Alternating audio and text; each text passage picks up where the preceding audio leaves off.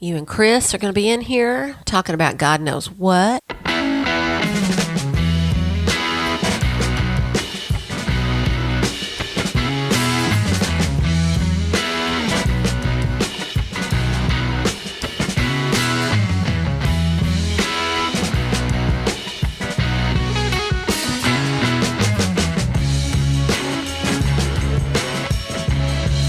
Pardon me while I show off my dancing skills. God help us. I know.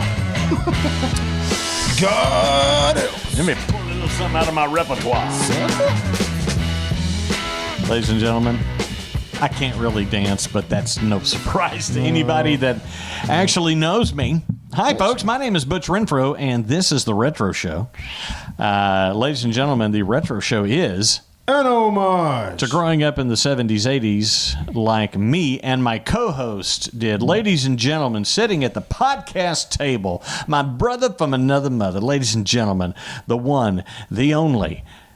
He sews his own shirts. What? Nah, probably not. Chris Curtis, ladies and gentlemen. What's up? What's up? I'm doodling again. I love to doodle. Yeah, I hit the wrong button, too. But I played it off like I didn't. Hey, Like man, it. she left. She's gone. Yeah. Oh, well. It's because I hit the wrong button. She may be in the bathroom or something. My bad. Who knows? Yeah, I hope she doesn't use all the toilet paper. You know how the women folk are. I'm in trouble now. I left the commode seat up. That'll show them. Listen, okay, so I'm going to. This is gonna Since sound- I'm in more trouble now about the commode seat, Don't you two-finger me. I'm. Hello. He's pointing two fingers at me like this. Hey, the commodity. Okay, then I'll do the karate chop of affirmation. Yep. There we go. Yep. Since I'm in trouble anyway about the commode seat, I'm going to go ahead and make myself in trouble with Dig a our hole. female audience at Dig this a hole. point because they love you more anyway. So I may as well just, I don't know. you know. I don't know. I'm a prima donna. And so, but, you know, to me, leaving the commode seat up, gravity's on your side, just put it down. It's all right. I never have understood that. I'm not going to be. I mean, I'm going to sound really bad, but if I have to lift it, Yeah. why can't you put it down? I It's just don't get it. gravity. Just. I'm think being it's- honest about that. It's just one of I those think silly it's- little things in life that I'm just like, what? Why? Well, to be honest, I think a lot of it is they probably walk in there in a cold, dark bathroom at 3:00 in the morning and plant their fannies right into the cold water. Well, I don't know if you know this or not, but Yeah. we have running electricity in the house now. That's true. Flip a light That's switch true. on. Now that Chris and I have made you all furious, please, our producers that are of the feminine variety. I do. Man, I try to remember to do it, but I don't always do it. I know. It's bad. Actually, I'm pretty good at it now. Are you? I've been trained. Got his ass with it. Well, then I grew up. I also grew up with 3 older sisters, dude. So I heard it from an early Oh, age. I had an older brother. If I'd had sisters, I would have done it on purpose. I'm just saying, I would have. I'm not saying that wasn't done, but but I heard it. So yeah, sometimes it was just pure maliciousness. Oh, is that what you want me to do? Well, now it's not going to happen at all. That's is it? right. Yeah, I was that little brother, by the way. You know, I didn't raise a commode seat up. You're lucky I didn't pee on the wall. I'm just saying. I'm just saying. And you people that go to bathrooms and truck stops, how do you pee on the wall like that? I don't know. I don't get it, man. I don't get it. It's like, why do you do that to a bathroom? It is like disgusting. It is disgusting. It's pretty nasty. Folks, please don't leave us. We're actually, I promise, this is a little bit more highbrow an episode than peeing on the set. Okay, it's probably not. I'm going to be honest with you. I tried the best I could. It's not. The topic, Chris, should we choose to get around to it, is going to be talking about the generations.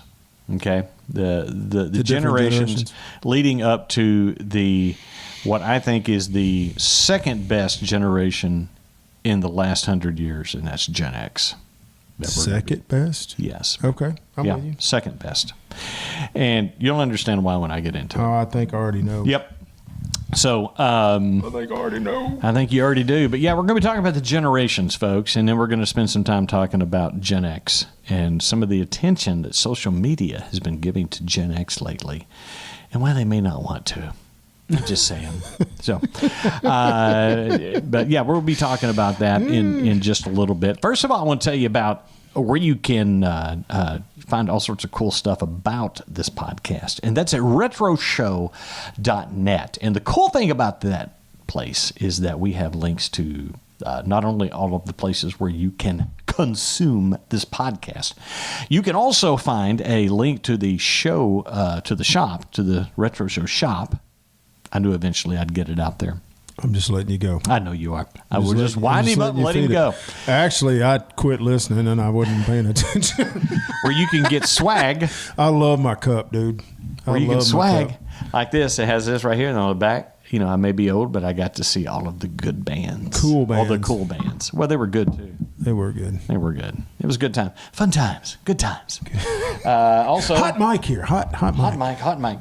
We also, folks, if you're so inclined, we have some coffee here that is for whom the brew flows. I'll let you do it this time. You got to do the because that's a Metallica thing. Is there like some sound effects on here? Oh, now we're getting into the whole Al Pacino thing. So yeah, retroshow.net. Who is that dude? Who's that comedian? Frank Caliendo. See, the thing is, Chris and I are on such a wavelength. I knew exactly which comedian he was talking about. That dude, he does impersonations, and he does is impersonations. He's hilarious. fantastic. He is fantastic. Yeah, His John Madden spot on. Spot on. His Al Pacino's spot on. Really good. Really good. But yeah, the Frank Caliendo is very funny. But the fact that you and I, did you get it? No. Yeah, there's a mosquito flying around in here. And guys, if there's one thing that I can't stand. I can't. Oh, I found something different yesterday. Mosquitoes. I found something I hate worse than mosquitoes. Oh, what is it? Me and Cannon went out to the farm yesterday. Ticks? And we're moving. No. Chiggers. Fire ant hill. Fire ant I was hills. standing in the middle of it. Dude. And got ate up. that was so happened pissed to off. me. Oh, that God, I happened was to me mad. when I was like 10 years old. Before fire ants get, because folks, just so you know, a little fire ant history. They didn't really get this far north until like 10, 15 years ago. And I was down in Oklahoma, and same thing, standing on a fire ant mound and just got tore up. So it's been like, I guess it was 2010. The Arkansas and the White both flooded our camp out. I've got a picture of me reaching out of a boat down to the top on my deer stand. Yeah. I mean, the Wow. water was way up. But as we were going through the woods, we were seeing giant balls of fire ants. Floating on the water. Yes. Isn't that wild? And like they're That's how they move. yes. And for years now I'm going, why didn't we just take a paddle? And just, Just you bust go up. down there and you die. Yeah. Golly. Are they all over the island? Yeah. I mean, you can get into them in a hurry if you're not paying attention. Yeah. You know, my cousin did. Oh. All of a sudden, he started dancing and running and taking clothes off. I'm like, what the hell? Whoa. Easy there, fella. It got good to him. Yeah, oh, man. Yeah, fire ants are pretty bad. But Yes, they late are. at night at 3 a.m. when you hear, Oh, I can't stand it. I literally cannot stand that. yeah, I have been known to get up when I hear that noise. You did it when we were living together. Yeah, there's a whole story there. I was possibly in an altered state. No. But I went. You never did that. I never did that. But I do remember recently that, man, if I hear that, I'll go out, grab my spray down, go back to bed, you know. So. One dead soldier rides away. Ladies and gentlemen, We have a new recruit. We have a new recruit. All right, Chris, are we ready for you to start podcasting? Are you ready to podcast? Let's podcast.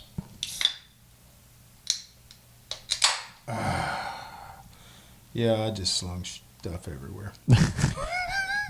It happens. It happens. I have a public PSA, a public service announcement. Yeah. Drink local. There you go. Just saying. So, folks, we're going to cut away for a little bit. We're going to thank our producers, which, by the way, let me go ahead and just take a run at this. If you want to be a producer on this show, Not hard. it's not hard to do. It's $3 a month. Once again, retroshow.net has all the information you need to be a show producer on here. It's $3 a month. And for everybody that does that, we gladly announce their name on the podcast each and every week. Yep.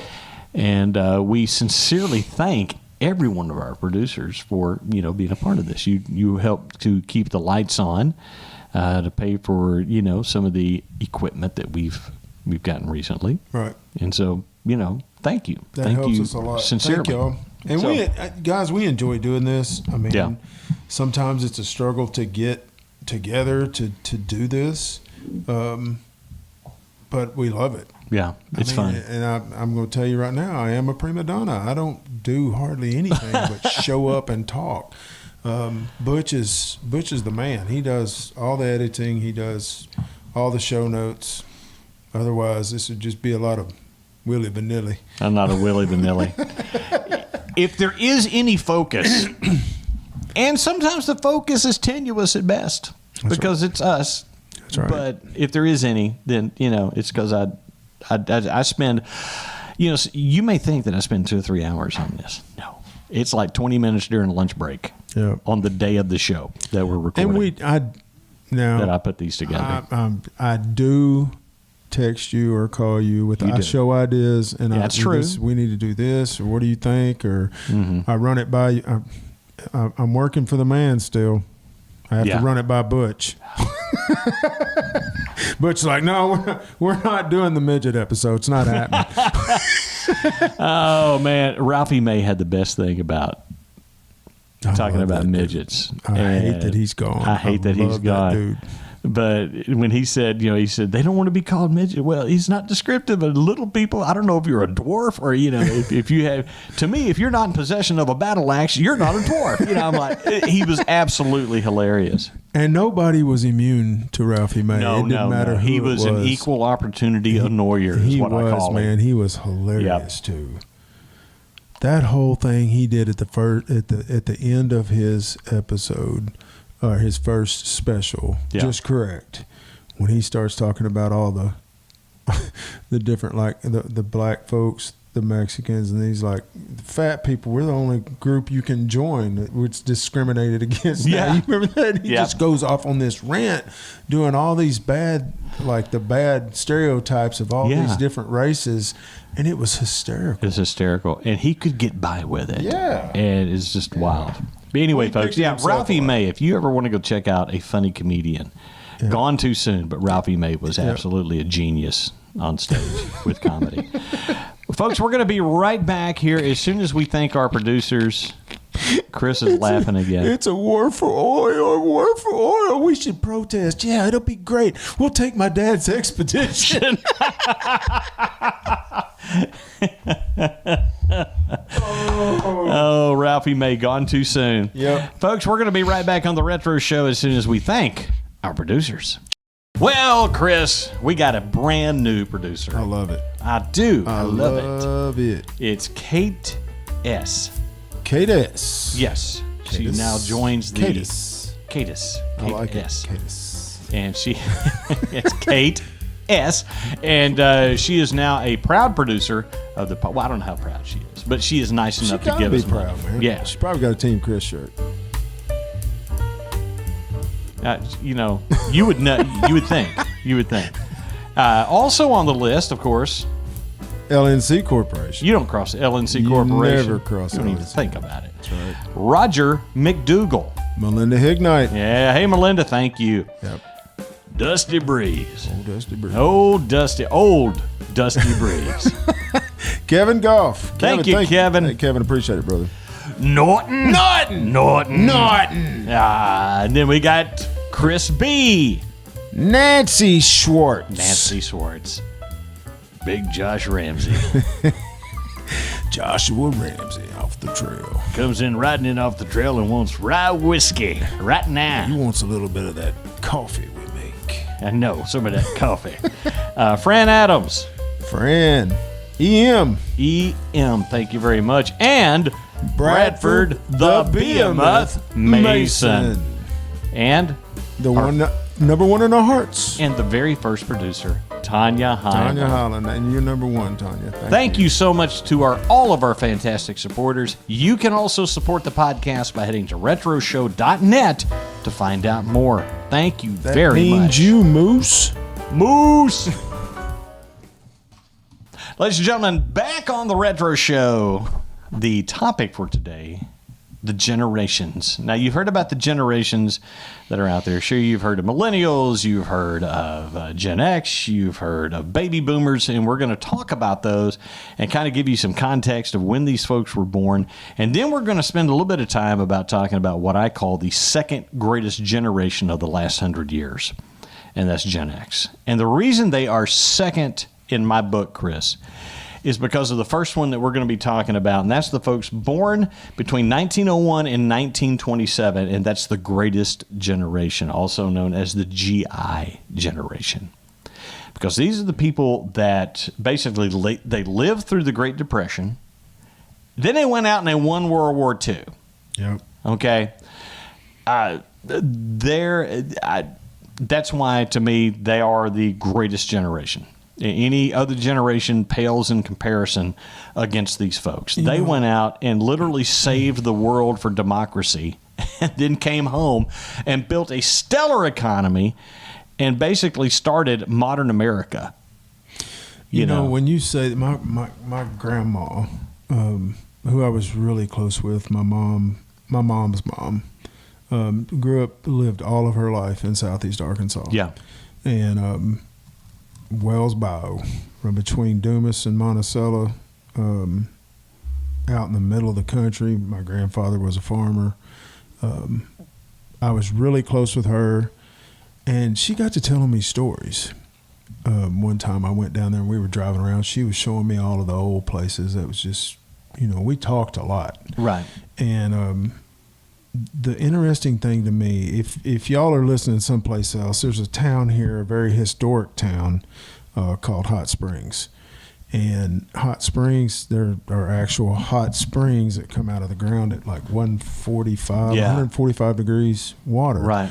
And they built all these actual national park there. They built all these bathhouses, big elaborate bathhouses, because it was a vacation destination for a lot of people back in the day. Oh yeah. And she was telling me when she was a little girl that they would take 3 weeks in the summer and go to Hot Springs, 3 days by horse and buggy or wagon, horse and wagon, 3 days from southeast Arkansas to Hot Springs, and then spend 2 weeks and then 3 days back. And it took me forever to put it all together as to why they were doing that. But she had a sister, a little sister that had cerebral palsy. Yeah. And so they were taking Aunt Gladys to the hot springs. That's what they were doing. Baths. Yeah. Really cool.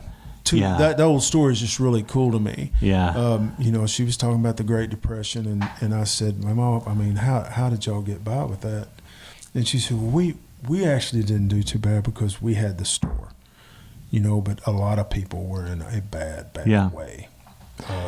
Her mom died when she was 14. She took over all the cooking duties. It was a different breed of people, this generation that you're talking about. Yeah. Just a different breed. My grandparents as well were a part of that generation. Both sets of grandparents. Yeah. Actually, my grandfather was born in 1903. My grandmother was in 1903 on my dad's side. And so they were in Oklahoma, which was the Dust Bowl state during that time. Their part of Oklahoma really didn't get affected. They were down closer towards Texas in the Red River. Right. I've been there with you. Yeah. And so he said they weren't really affected. He said, now there was a drought. He said, but they weren't, that their topsoil didn't up and blow away because it's a little bit more, wooded I You're guess right. in that area. It's hilly also. Yeah, hilly in that area. And at the time, they actually lived in the very eastern part of Oklahoma that actually has hills in it. So, they were kind of protected. from some of- Hugo, isn't that right? Yeah, actually, they were in Fort Townsend when they moved to Fort Townsend, but they lived a good number of miles, like maybe 20 miles away, into a more hilly area towards the border of the state with Arkansas. Yeah. Where it was a little bit more mountainous in there. So he said, Grandpa said, we really didn't have that much to begin with, so we never really noticed, Right.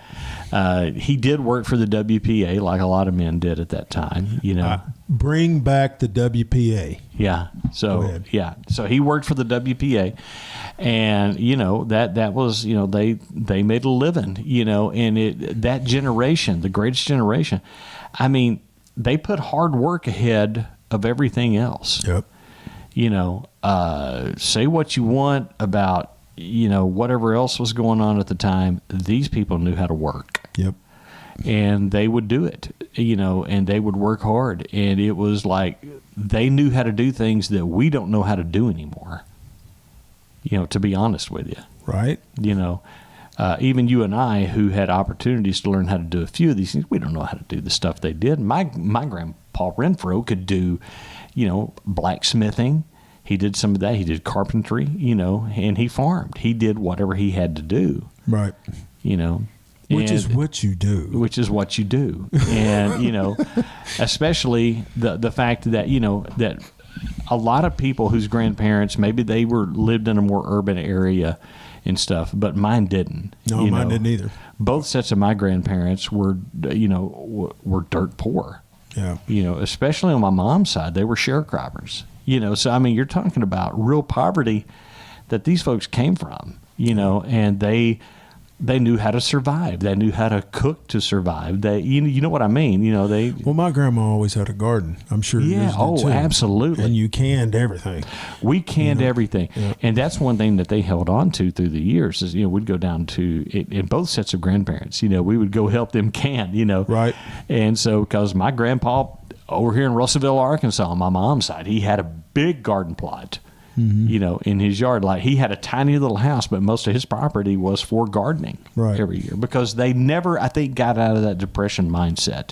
I can't tell you how many purple hull peas I've shelled. Oh, man. Speaking of which, you know I'm what? growing some this year. The So whole family's in there. Everybody's got a paper sack full of purple hull peas and in a bowl. you're sitting outside and you're shelling No, we peas. didn't even sit outside. We were sitting in there watching TV. Oh yeah, Shelling peas, watching shelling TV. There's peas. nothing to it. man. Everybody has a job to do, and that's part of it. Yeah. So yeah, the greatest generation from 1901 to 1927. Now, the next generation is one that my parents both came from, Mine too. and that was the silent generation between 1928 and 1945, and got their name for being very conformist. Okay, they kind of, you did your job, you got your duty to do, you do that, you're a good American, you're going to do what you're supposed to do. They came of age during the 50s. Yep. A lot of them. And they were just, and I can tell you that my parents, it's a very strong work ethic. You're expected to earn what you do, Yep. And And if you can't pay for it, you don't need it. if you can't pay for it, you don't need it. Don't buy it on credit. That was listen, that it used to tear him up to have to finance a car or a house or anything like Right. that. But that's just part of that mindset. Yep. And so, yeah, that silent generation, which, like I said, my parents, they came out of that. And the next generation on the list, I will thank for a lot of fantastic music that came out. Folks, that's the baby boomer generation from 1946 to 1964. Yep. And, Is that what's wrong with my brother? could be. Although, Monty's, but I mean, the people from the boomer gen, I give them credit for this, man. Man, a lot of the stuff that we listen to even still today, boomers did it. Yeah. You know what I'm saying? All of the great bands we listen to, those are boomers, man. Well, that's you know. the cool thing is, man, when you delve into music history,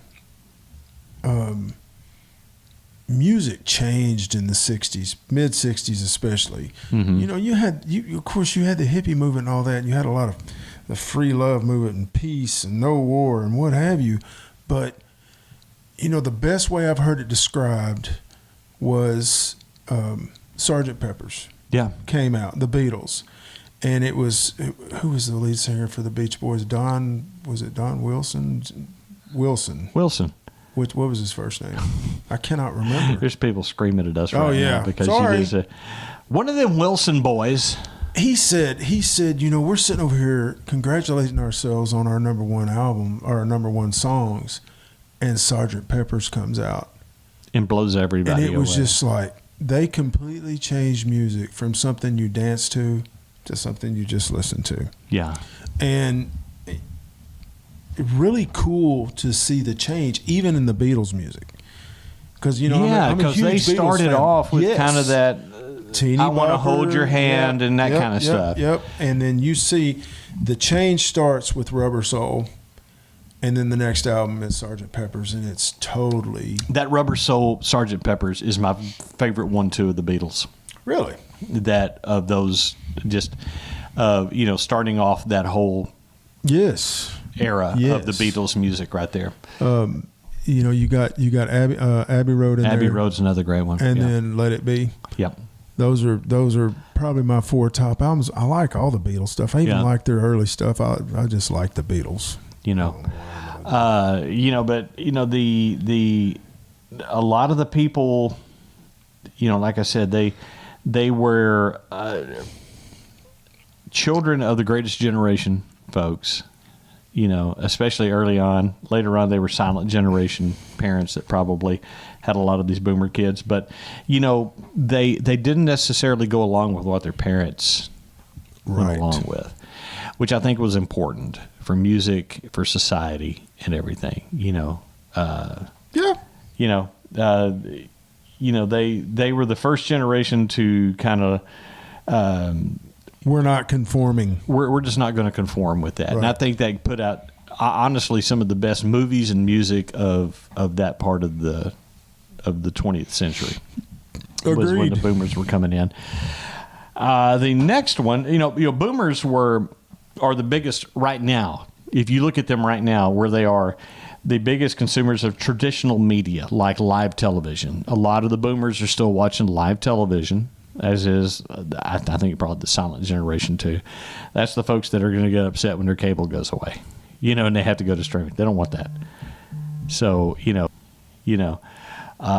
that's kind of what they boomers have gotten to where they're, you know, obviously you see them on Facebook and stuff like that, but that's the people that if they have problems with technology, and trust me, as an IT guy, I can tell you, my problem people are the boomers, and it's just because they don't really get it, you know. That being said, but I'm a computer nerd too, so I'm a little bit more above even the average you are person. So that being said, I mean, you've come to help me with computer stuff, yeah, and IT stuff. I mean, you're on my short list of people to call when I've got a problem. He's actually the only person on the list. But anyway, but I can hand my phone to Canon and say, yeah, fix this. Fix this, yeah. Do that. My 20-year-old son. And when we get fix done this. tonight, I'm going to help him Yeah. with a thing. Yeah. So, yeah. It's a true story, but I mean, it is what it is. Okay, the next generation, ladies and gentlemen, I'm a little biased towards this one because I'm one of them. This is Chris. Ladies and gentlemen, from the 1965 to 1980, the Generation X. Or as I like to say, I'm barely not a boomer, but All this stuff you I see totally identify with Generation X. on social media, Mm-hmm. Instagram, Facebook, TikTok, whatever you watch about Gen X, it's all true. It's all true. Every We bit of honestly it's don't true. care. We don't care. Okay, so here's... We were feral children. Yeah, we were feral children. We were often dismissed as a slacker generation. Yeah. We didn't, people were worried because, we were coming up. We didn't have a good attention span because we were watching MTV. and all of this mess. But I can tell you that you and I were voracious readers, so we did have a good attention span. Well, the funny thing is, man, they call us the slacker generation, but in all honesty, excuse this bleep, we didn't give a shit about anything. I mean, really and truly, what was happening in the moment, that was it. Everything else, whatever. We don't care. Here's my take on Gen X right now. We as kids, now growing up, we were still respectful of our parents. Absolutely. Well, yes. We were Yes. respectful of our Why? Because of who our parents were. My parents, like I said, were silent generation parents. They too. weren't boomers. Nope. They weren't too. they weren't the boomers who were going to say, "Hey guys, let's have a family meeting." No, they were the parents that said, "You will do what I tell you to do, and you will do it without complaining about it. You will do it without whining about it, and you will do it right by golly now." Like this I don't like that. I'm not eating that. Don't eat it. That's what you got told. Don't eat it. But you're not getting anything else. But you're not getting anything else. That's a true story. That's a true story. And I'm not saying it's right. I'm just saying that's how we were brought up. My mom, I mean, I'm pretty sure your mom, in fact, I know your mom was the same way. But you remember at my house, my mom would be like, "You boys thirsty? I want a Coke. Well, there's some ice glasses up there. Get you some ice, get you a Coke." Yeah. She didn't fix nothing for you. You fixed it yourself. You fix it yourself. Get you a Coke. There's something in the fridge right there. Now, my mom would cook for you. Mine would too. Because that's how she showed love to people. Yep. You boys hungry? You want something to eat? I'll make you something to eat. Yeah. You sure you don't want anything to eat? Because I'll Dad make was you that something to way. eat. Dad was like, "You want a cheeseburger, son?" I want a cheeseburger. That's why I'm a heavier guy now because that constant battle with that. You won't be right. You won't be happy. At this point, I want to be happy. Thank you very much. Right. Now, as parents, I will tell you this: our parents from the silent generation, and I think even from the later Gen Xers who had boomers for parents, I think they just turned us loose. They what?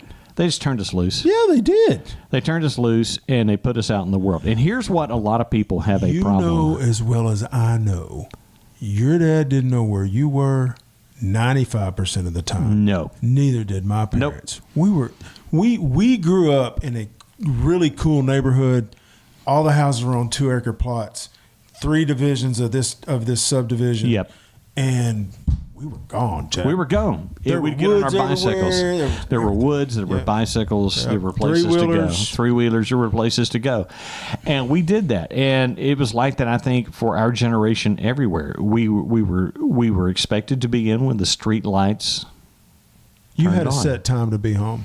You had a set time to be Whether it home. was the street lights or not, your ass better be in that house. You better be in the house. Because if they had to come looking for you, it was not going to be pretty. Yeah. Have you ever seen Chris Rock talking about how not to get your ass beat by the police? Yes. This is how not to get your ass beat by your parents. Yes. I mean, because if basically. they had to come get you, they were bringing an ass whipping with them. Which brings up another thing of corporal punishment. Oh, my God. Okay. I'm just telling you, when Chris and I came up, corporal punishment was not frowned upon. No. It was the social norm. It happened in school. It happened at home. And here's the twofer I would get. If I got a butt whipping at school and I deserved it, I got a butt whipping at home. My dad's instructions to me and my brother when we went to school: if you get a paddling at school, you are getting double that when you get home. Yes. I got 1 lick in the 1st grade for not doing my homework from Mrs. Hoggard. I'll never forget it. It's the only paddling I ever got. When I got home, he made good on that promise, and I never got another one. Not ever. You know never why? got another. Because you turned in your homework when you were supposed to. No. We ain't doing that. I ain't taking 2 ass whippings. No. But, that was the norm then. Now people may clutch their pearls, especially some younger folks. Or, it's the way we were brought up. And that's, right, wrong, or indifferent, that's the way it was. I also think that because of the fact that we were feral children and we were turned out, we drank hose water, We eat Which I'll bologna still do sandwiches. today. It doesn't I bother still me at do all. today. It doesn't bother me a bit. That Gen X also has been one of the generations that has been accused of being helicopter parents, meaning that because we knew what we got by with, and we were not going to let our kids get by with it.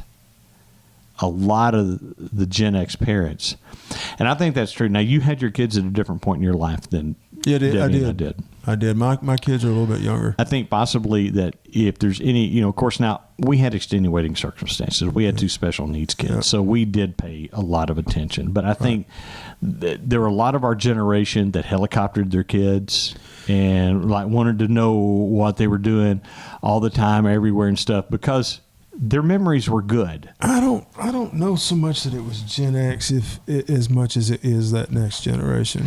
No, Because my yeah. kids are younger and I've seen that more. It's worse than it's worse now. Absolutely. Yeah.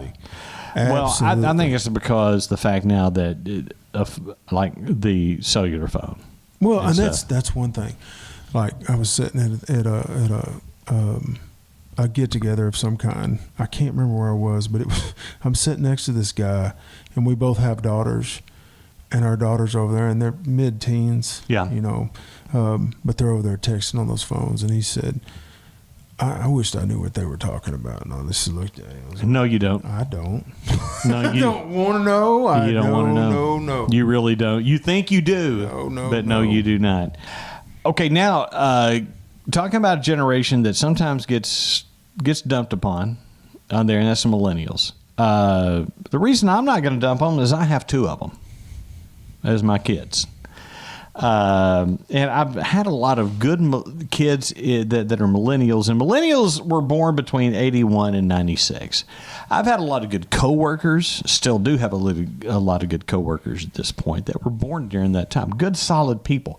What kind of millennials are known for, and realize, folks, that these generational things are generalizing. It's kind of a generalization. Right. It's not true of every person in that generalization. I think, but the millennials, they lived through 9/11 as young adults, very young adults. Oh, yeah. See, They what remember when Amazon only sold books. throws me off is the 1981 to 96, and you said that, and I'm like, no, they didn't. Yeah. They're not dead in 96. They were born in 96. Yeah. All right, I'm sorry. No. And it seems like a lot of the generational warfare tends to be between boomers and millennials, and we're kind of not in that group there. Why are we not in that? I don't know. We don't care. Because we don't care, and it's like We really don't. millennials apparently, while so some millennial parents who were helicoptered over in their youth are taking a freer approach into parenting. So I think a lot of them, Yeah.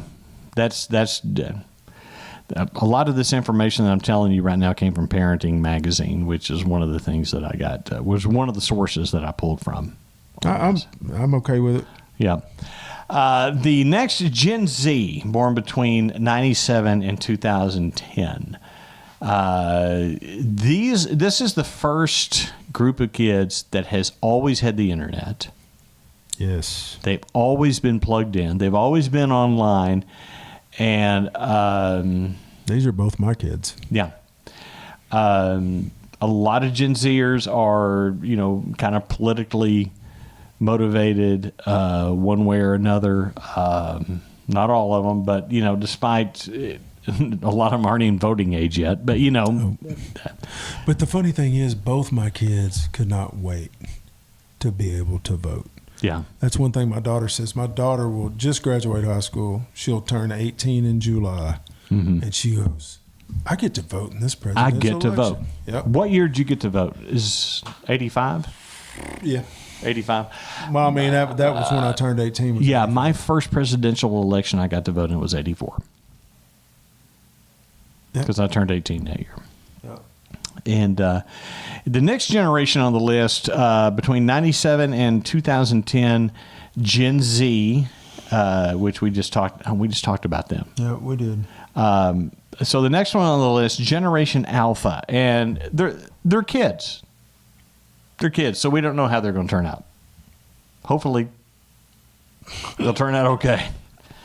By the grace of God. So The older I get, though, the more I'm around younger people, I'm just like, God help us. Well, don't you think that's a normal thing, though? Because I know my parents. Absolutely. I heard my dad, when he would talk to other people, I don't know what we're going to do to these kids of this generation. When he was talking about Generation X, I don't know what's going to happen when they get older. And you know what? I think that's a normal thing. I think that just happens. That's a cycle.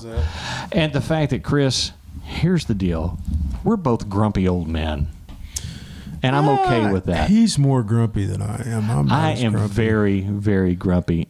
So let me tell you about the rant that I had this week. It has to do with the. Did you see it? I did see it. I had there was someone on there who said, "Oh, Generation X doesn't get to sit this out," da, da, da, da. And it just flew all over me. And so I went and listened to all of their content, and basically, it was this. Get to sit what out? At this point, I'm inserting the video, and it's going to play here. It's actually infuriating to see older generations trying to sit this one out like now. Oh no, we're in our mid to late 20s. We're just kids. No, you're not. You're a grown person. By the time I was into my mid to late 20s, I had 2 kids. I was working and paying a mortgage. Jeez Louise, what do you want from us? What do you want? We're working. We're a part of society. We're paying our taxes. Do you want us to care about all your causes? Sorry, we're not all going to care about your little causes. Okay? And as far as the world being a dumpster fire, pumpkin! The world has always been a dumpster fire. Always! Nothing's new. Good grief, you kids. And so that's what I had to say about that. Was I a grouchy old man? Yes, I was. But you know what? I'm sorry. You don't get to come in there and tell us what we have to care about. You don't get to do that. You don't get to do that. We don't care. Because we don't care, pumpkin. Okay, pumpkin? That's the funny thing, man. These people think that we really do care what they think. And we don't. We don't. Yeah. And this is a generalization, but I can tell you this is absolutely true of you and me. We really don't care what other people think. No. I never have. And I mean, here's it's the funny, thing. man, because if I like something, I'm going to do it. I don't care what you think. If you think it's stupid, if you think it's silly, I don't care. That's fine. Yeah. Whatever, man. It doesn't matter. And don't try to bully me into what cause I should be supporting. No. Don't. I'm just telling you, don't do that. It's not going to end well for you, pumpkin. Okay, spark plug? We're not going to do that. Okay? Okay. So here's some interesting thing about Gen X. This is the part that Chris and I are excited about because we were and are and proudly am Gen X. We were the last generation to use rotary phones. Do you remember rotary phones? Absolutely. Yes. You had to, yeah, and you had to wait. We bridged the divide between the old world of analog and the digital revolution. We're the least parented generation in history, and I absolutely believe that. I do too. Right there. We were born during the divorce boom of the 70s and 80s when both parents worked. We were latchkey kids. Now we weren't. We had parents that stayed at least. Well, No. my parents. I did not. My parents. Both my parents worked. No, I'm saying divorce. Oh, yeah. I was the product of a second marriage, so Yeah. my parents had been divorced. Yeah. My parents never got divorced. So I remember wondering why my sisters had to run off to go to their dad's. Where'd they go? It was weird. So it was that generation right there. But you know what? I think that instilled in me when Cindy basically told us we were getting married. By the way, Chris, you're getting married. No, she was just. I mean, she pulled the old. Where is this going? Because if it's not going anywhere, we need to move on. You know what I'm saying? That's like, I got. Okay. Things just got really serious. But I told her straight up, I'm doing this one time. Yeah. I mean, to me, when you enter into the sanctity of marriage, That's it. It's it. Yeah, me I too. mean, till death do us 100%. part means till death do us part. 100%. And people, I think, in this day and time, they enter into a marriage thinking, Oh, that, I've heard I the term can just- starter marriage. I can And just I'm get like, out of this if I want to get out. I can just get a No. divorce. No, it doesn't work that way. Guys, If you're thinking that, you don't need to get married. you don't need to. And especially like you and I were married in a Christian religious ceremony. Absolutely. I think a vow means something. A vow is more than a promise. A vow means Absolutely. it's binding. And so I entered into that even at a young age because, you know, I got married young. Yes, I was your best man. Hey, you So, were. He was there. I may have to put a video in there. True story. But married very young. And even at that point in my life, I understood this is it. Yes. You know, And y'all are still together. How many years? it'll be 38 years in September. 38. Yeah. Because I've been married 30. And yeah, man, it's 38 years September. amazing. And so, you know, I don't know. Man, I just think that we're built a little different. I know a lot of people who got married young that we went to school with. Some of them are still together, some are not, but a surprising amount still are. You know? Married? Yeah. Absolutely. So here's something else. I think we had the best music to pick from because we had the Boomer music to pick from, which some of that is some of the best music ever put out. You know, that's where we grew up, though. Yeah. I mean, because I remember my mom was doing her practice teaching, and we moved to Southeast Arkansas to my mama's because my mom's practice teaching gig was in Monticello. Right. And moved me and my brother down there with her. My dad was traveling. Yeah. And he was a traveling salesman for a floral company at that time. And so it was perfect. We moved down there and stayed with my mama. And I remember going to her classroom because she's doing special education. Mm-hmm. And they had record players with headphones. Yeah. I had never had headphones. I didn't know. I thought that was the coolest thing ever. I'm like in the first grade. Yeah. You know, You could put that on I'm and just listen. Listening to Black Oak, Arkansas. You know, Jim Dandy. Jim Dandy That's awesome. was the song. Yeah, I'll Yeah. never forget that. Pretty cool. You know, because we had, as teens, we could pick from the 60s and 70s and then the new music that was coming out. Right.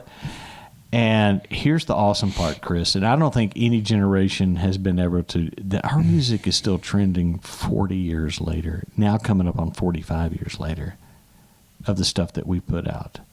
There's a reason, a friend of mine who's Fiona, hi Fiona, over in England, Hi, Fiona. she put videos up from a Bryan Adams concert at the Royal Albert Hall. It was packed out.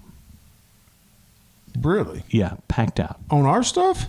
She put it out on our stuff, or she just put it out on her? she just put it out on her social Oh, okay. media. I didn't see it. You That's know, what I was asking. but Bryan Adams still trending. We are going to see in a couple of weeks. Debbie and Ryan and I are going to see Styx, Foreigner, and John Waite, and I guarantee you that place is going to be sold out. Where are you going to see them at? Rogers. Oh, Amp. At the Amp. And then, later on this summer, going to see Sammy Hagar up there. I guarantee you that thing's going to be sold out up At there. the Amp? At the Amp. When is that concert? In August. I may have to go. You may have to go to that if Yeah, it's not sold out already. I've never been to the Amp. Oh, I love the Amp. Dude, I've seen some of the best shows at the Amp. By the way, folks, if you ever find yourself in Rogers, Arkansas, and you get to go see a concert at the Amp, it's an outdoor amphitheater, and it's fantastic. So you're looking at a major metropolitan area in northwest Arkansas with Yeah. Fayetteville, which is where the University Springdale, of Arkansas Rogers, is. yeah. Springdale, Rogers, and Bentonville, Bentonville. which is the headquarters of Walmart. So A lot of money up there. there's a lot of money. There's a lot of money up there. We respected and still respect our elders. And that's how I raise my children. Yeah. Exactly how I raise Yeah. my children. Manners go a long way in my book. Gen Xers were the first children to have access to personal computers in their homes and at schools. Now, there were little Commodores, but, they were there. We tend to value diversity, self-reliance, practicality, and informality. And I'm going to get back to that in just a second here. Work-life balance, flexibility, and technology. And I'm going to hit a couple of these things right here. Informality. Let me tell you the biggest difference that I've seen in one area of my life since we were kids. when you were a kid and you were going to church, would you have ever worn blue jeans? No. No. You would not have worn blue jeans. Absolutely not. You would have worn slacks and a button-up shirt. What do you see me in 98% of the time you see me? A A pair of shorts. pair of shorts. I wear shorts in the winter. Everywhere. Yeah. I wear them everywhere. But I went to graduation, was last Friday night. My daughter Right. graduated high school. And somebody from out at her school zone walks up and goes, I don't know if I've ever seen you in long pants. Why you got no shorts on? I was like, well, my mom's here and my wife's here, and they both said no. Yeah. So, But, when I go to church, and I go to church regularly, it's jeans. yeah. I wear jeans now. Jeans, and I'll wear a collared shirt, but it's jeans. And that's one big change right there. We value informality because it's like, we just don't care. We're going to be civilized, but we really don't. We're going to be civilized. Yeah, I mean, I'll put a collared shirt on. And the work-life balance and flexibility, that's an important one for me. I can tell you that, okay, so this is a story right here. And if you're watching, I'm sorry. I'm not going to out your name, but I had a coworker last Friday. My work day ends at 4:30 every day.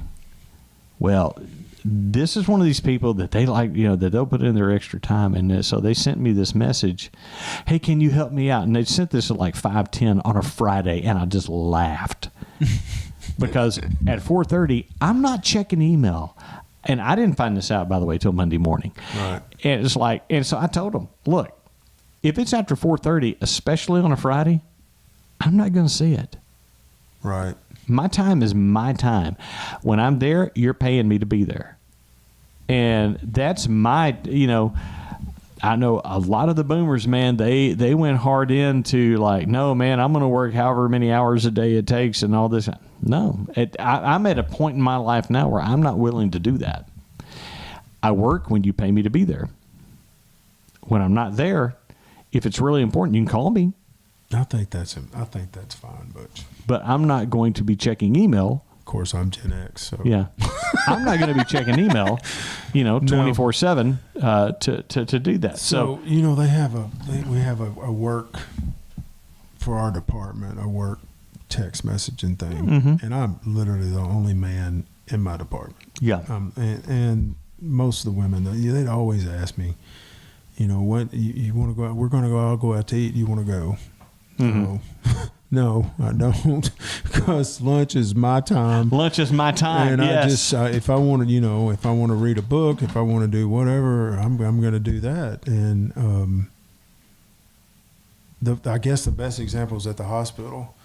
I would go, when I worked at the hospital, I'd go down to the cafeteria, get my lunch, and I would go find a quiet place someplace. Yeah. To eat my lunch in peace.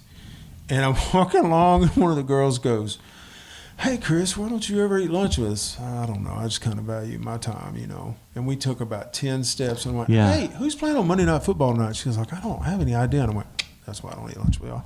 Yeah. And I turned around and walked off. I'll tell you a funny story. And this is a generational difference. One of the people that I worked with, and I'm not going to say where, but you'll guess. It was like 20 years ago, so you'll be able to guess where it was. They were of a different generation than me. Okay? And so when I would ask them for information, she would go in to tell me all of this stuff about how she felt about it and, how it affected her and all this kind of stuff. And I said, whoa, stop. I don't care. I need to know the information that I asked for, not how it made you feel. Right. And so I think that is also a big difference between our generation and maybe Gen Z on that. A great person to work with. She was fantastic, but that was a difference. We're making it sound like we don't have feelings. Oh, we do. We do have feelings, but it's just, it's our feelings. It's our feelings. And I'm not going to push my feelings off on anybody That's else. it right there. That's it right there. Somebody asked me, like, I'm going through a rough stuff right now. I know. mean, I am just illness type with family members, Right. and somebody's, what's up? Man, dude, you just don't get it. Yeah. I am stretched really thin right now. Yeah. But I'm trying to maintain. That's not at unusual work. for guys in our age and position right now. You know what I'm saying? Yeah. I try to maintain civility at work, Yes. but man, don't jack on me right now. Yeah, don't Just do that. Don't. But Generation X, here's the thing. If you get us as a friend, we're the most loyal friends Pretty much. you'll ever have, and we will go to bat for you. Maybe even if you're wrong, we'll have your back in a fight. That's just how we're wired, because that's how we came up. So when we grew up, you didn't run your mouth. No. If you ran your mouth, you better be able to back it up, because you were going to get your ass beat. You might run your mouth, but you better be able to back that You're business going to up. get your ass beat. Yeah. And that's just the way that's the way that rolled. Well, listen, guys, and here's the thing too. It's like anybody. It's funny because some of the social media stuff is that if you want to start stuff with us, you need to realize that we know how to finish it, because we used to make people cry on purpose. We made people cry on purpose, and that's not a flex. That's just telling you that's how it was. That's what I mean.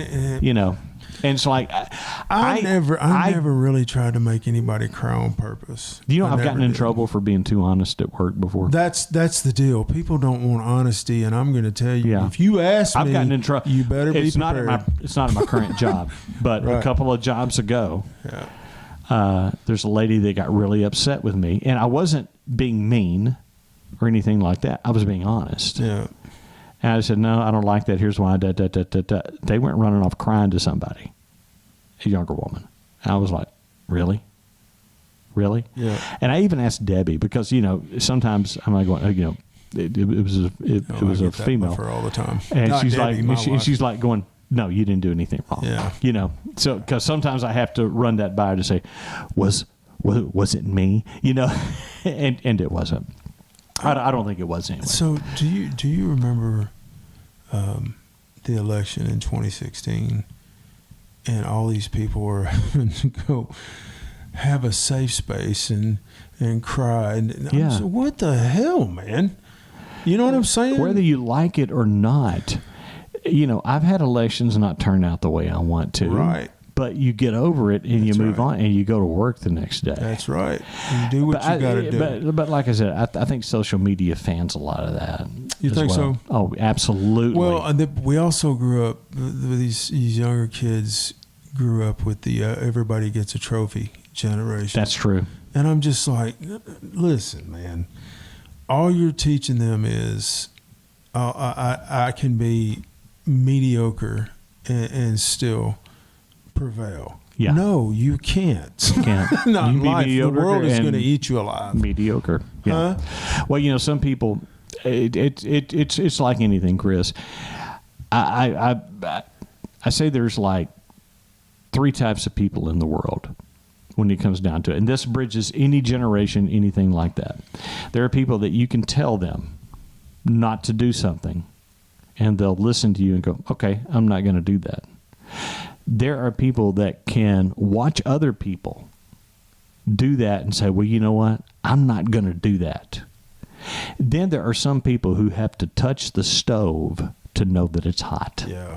And there's a lot of stove touchers out there. Hold my beer, watch this. Hold my beer and watch this.